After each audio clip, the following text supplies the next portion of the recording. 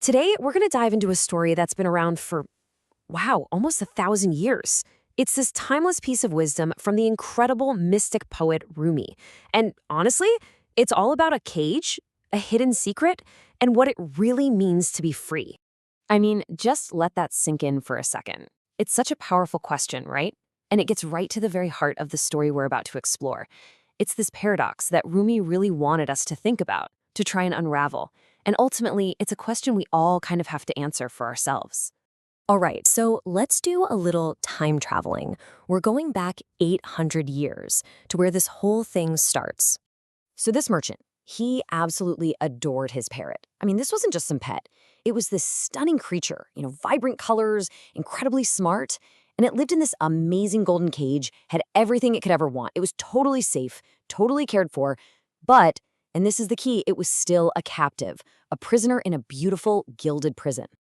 Now, the whole story really pivots on this one single moment. It all comes down to a journey and a very, very strange request.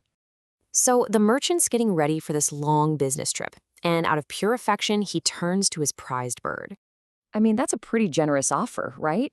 He's probably expecting the parrot to ask for, I don't know, some fancy exotic seed or a shiny new trinket. But what the parrot asked for? Well, nobody saw it coming, and it was about to change absolutely everything.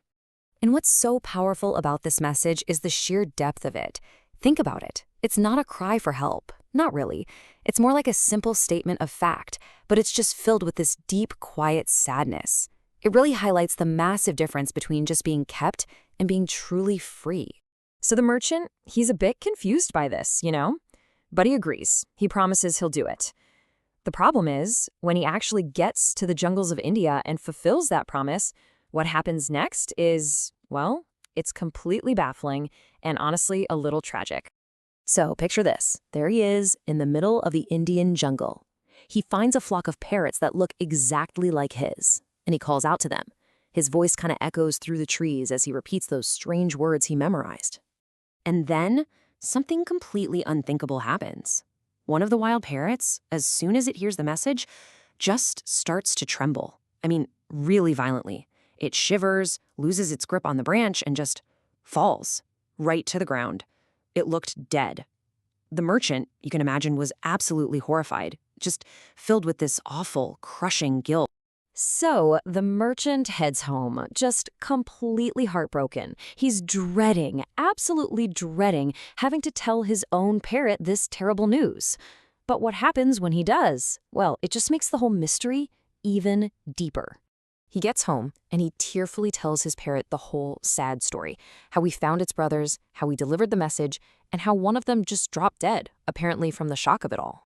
And just as he finishes the story, his own parrot starts to shiver, the exact same way. It tumbles from its perch right down to the floor of its beautiful golden cage. And then it just lies there, perfectly still. Okay, but remember, this is a Rumi story. And in his stories, things are never what they seem on the surface. What looks like a double tragedy was actually the key to everything. The merchant is just devastated. He thinks he's now lost his beloved companion, so overcome with grief, he unlatches the door to the cage, planning to gently lift the poor bird out. And in that exact moment, boom! The big twist. The second the cage door is open, the parrot just bursts into life. It spreads its wings, and in a flash, it's out the door and soars up to the highest branch of a nearby tree, finally out of the merchant's reach. The merchant is just standing there, jaw on the floor, totally stunned, and the parrot looks down at him and explains the secret. That bird back in India, it wasn't dying, it was teaching. It was sending a message, a secret lesson, in a language that no captor would ever be able to understand. So here's what the lesson was. To get free, I have to act like I'm dead. I have to die to my old self. It had to let go of its whole identity as this pampered, safe pet. It had to let go of being the bird that loved the cage in order to reclaim what it truly was. It had to die to its comfortable life so that it could finally, truly live. And that brings us right to the heart of this whole metaphor. A golden cage, you see, isn't just a literal prison with bars. Nope. It's anything in our lives that feels safe, that feels comfortable, but is secretly holding us back from who we could really be. So, okay, that's a great 800-year-old story, but what does it have to do with us right here, right now? Well, what does a golden cage even look like today? I mean, it could be your comfort zone, that place that stops you from trying anything new or scary. It could be your ego, the part of you that just refuses to admit when you're wrong. Maybe it's a limiting belief you have about yourself, that little voice that says you can't do that. Or, and this is a big one, it could be that steady job, the one that feels safe and pays the bills, but is slowly starving your soul. And the reason we cling to these cages, it's simple. They feel safe. They protect us from failure, and they protect us from the big, scary unknown. And that is the powerful question that Rumi's story leaves us with all these centuries later. It's not just about escaping the cage, it's about having the courage to even see the bars in the first place. So I'll ask you, what part of your life is safe, secure, and shiny, but is keeping you from soaring? What version of yourself, the you that loves the cage, do you need to let go of in order to finally be free?